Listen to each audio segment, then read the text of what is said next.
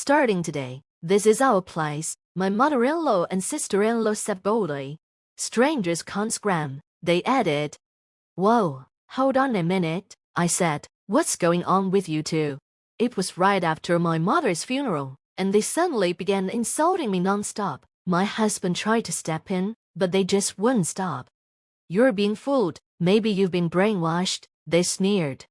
That's right, your mom spoiled you. She's the reason you turned out this way. She's to blame, they continued.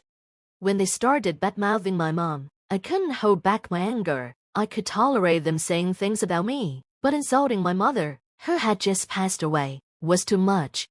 My name is Kathy, and I'm 35. I met my husband David, who's a year older, at work, and we got married 5 years ago. I used to live with my mom and husband, and looking back, a lot has happened in these years. 5 years ago, I was working at my dad's real estate company. I'd always been interested in how people and money moved, so I studied economics in college and used what I learned in my job. But while some people saw my success as my own hard work, others thought it was just because my family owned the business. People often called me the boss's daughter instead of my name. My husband was also a top salesperson at the company, and he was popular with many women. Because of that, some people gave me nasty looks, even though I knew my achievements were partly thanks to the support of people around me. It was frustrating to always be seen as the boss's daughter. Then my father passed away, and my brother took over as president. The judgment from others only got worse. You must have messed up, so now your brother is the president. Guess we'll call you the president's sister now, right? Normally, I might have just felt annoyed, but this time it hurt. I had just lost my dad, so the comments were especially hard to handle. After my father's funeral, I started questioning what I really wanted in life. It felt like something was missing, and as I thought about it, I told my husband David, I want to be an investor. Instead of rejecting my idea, he supported me. When I told my mom about quitting my job to become an investor, she laughed and said, you never needed to worry about what your father wanted. You should have done what you loved from the start. Despite my dad's recent passing, her words really helped. I realized I had been focusing on the negatives, but my mom's mind encouraged me to pursue what I truly wanted. I began to feel like other people's opinions didn't matter anymore. With everything I had to handle, planning the funeral, sorting out my father's estate, moving, and other tasks, I started working as an investor. Of course, it wasn't easy at first, but my calm and supportive husband and my mom encouraged me every step of the way. Thanks to them, the investments I made with my savings and my father's inheritance began to do well. After a few years, I was making significantly more money than I had when I worked at the company. Life felt fulfilling.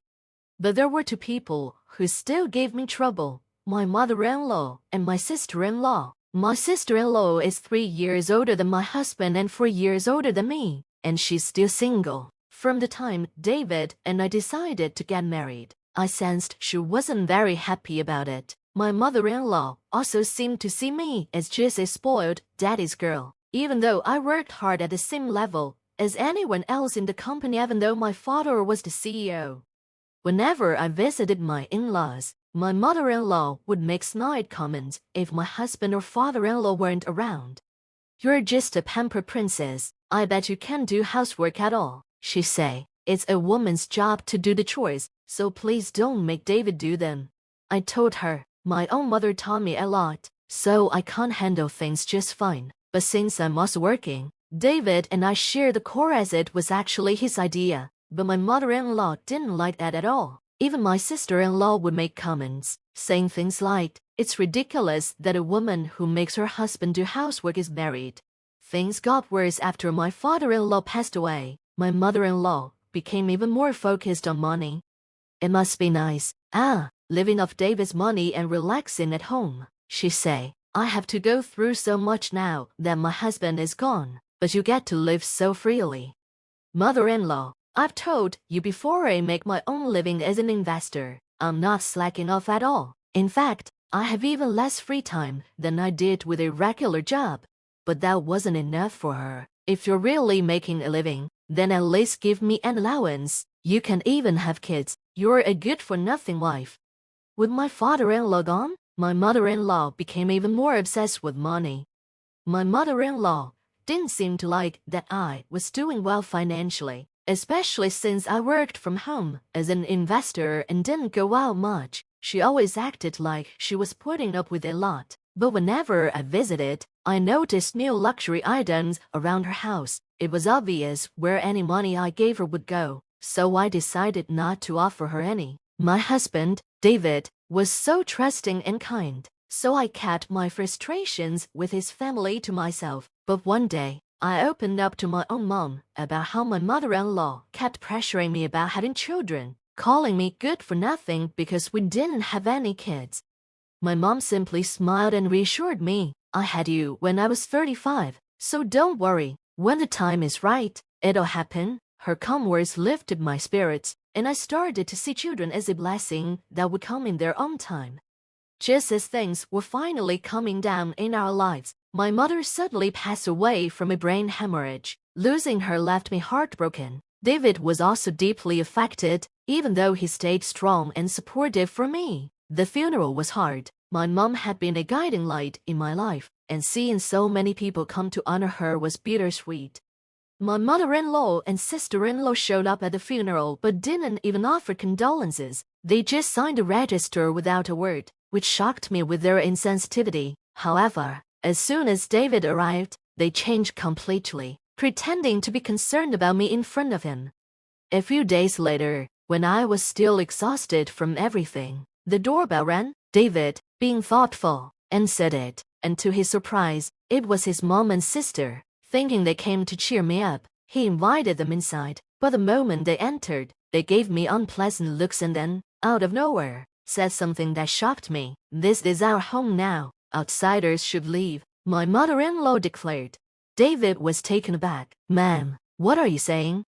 She continued, now that your mother-in-law is gone, it's just Kathy, who's unemployed. If you stay with her, she'll ruin you. We'll live here with you, so you should divorce Kathy. David defended me, saying, Kathy is an investor. She earns her own money. But they scoffed, claiming I was just playing around with money and wasn't fit to be a wife. Then, they began blaming my mom, saying that she had spoiled me and raised me wrong. Hearing them talk like that about my mom made my anger boil over. I shouted, stop talking badly about my mother. I glared at them, but they just smirked, acting as if my feelings didn't matter at all. Okay, we get it. You don't want us talking about your mom, they said, still with those mocking smiles on their faces. Ah, now that your mom, who always took your side and let you be a shut-in, is gone, it must be hard for you to finally hear the truth, my mother-in-law sneered. I felt my fists tremble as I tried to stay calm, taking a deep breath to control my anger. But before I could say anything, David spoke up first. That's enough, ma'am. Stop talking badly about Kathy and her mother, he said, his usual calm voice now firm and serious. Kathy isn't a shut-in, she's a true investor. Both her mom and I have always supported her hard work. If she were just playing around, neither her mom nor I would have allowed it. My mother-in-law, sister-in-law, and even I were shocked by David's tone, something none of us had ever seen before. Trying to brush it off, my mother-in-law started making excuses. No need to get so angry. Kathy's lifestyle has been possible because of your income, right? Hadn't you been giving her such a privileged life, even buying this fancy apartment? Poor David, if you come live with us, we'll do all the housework. Just give us a small allowance. Ma'am, stop, David interrupted, sounding flustered. This apartment belongs to Kathy. What? My mother-in-law gasped, completely surprised. She stared, wide-eyed, trying to process what he just said. This apartment is from her father's inheritance, so of course, it's in her name, and we split our living expenses evenly. Kathy earns more than I do, David explained. My mother-in-law and sister-in-law were stunned into silence. They clearly hadn't imagined that I might be earning more than David. Seeing her mother at a loss for words, my sister-in-law jumped in. That can't be. How could an investor make that much? more than someone working a regular job just by buying and selling. David replied calmly, I don't know about others, but Kathy has a knack for it. Those are the facts, and yet, you dared to belittle my life. This is our home. Don't kidnap both of you. Get out. David's words left my sister-in-law panicking. Wait, hold on. We sold our house, expecting to move in here today. Both David and I were stunned. You sold your house. Why would you do that without even talking to us? Well, we assumed we could live here. Besides, we were out of money. I even quit my job, thinking you'd support us. If you don't let us stay, we're in real trouble. My sister-in-law pleaded, turning desperately to her mother. But my mother-in-law was too shocked to respond, just sitting there in a daze. Then my sister-in-law, now desperate, turned to me. Please, Kathy, I'm sorry. Can't you talk to David for me? We can't survive like this. Since you have money from your investments, couldn't you help us out?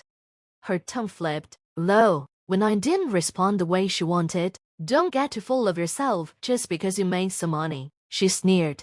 Enough. David's voice cut through, firm and unwavering. Forget about the house. It won't ask you for a penny, but you need to leave now. With that, he firmly escorted his mother and sister out and locked the door. They pounded and rang the doorbell for a while, but eventually, they left.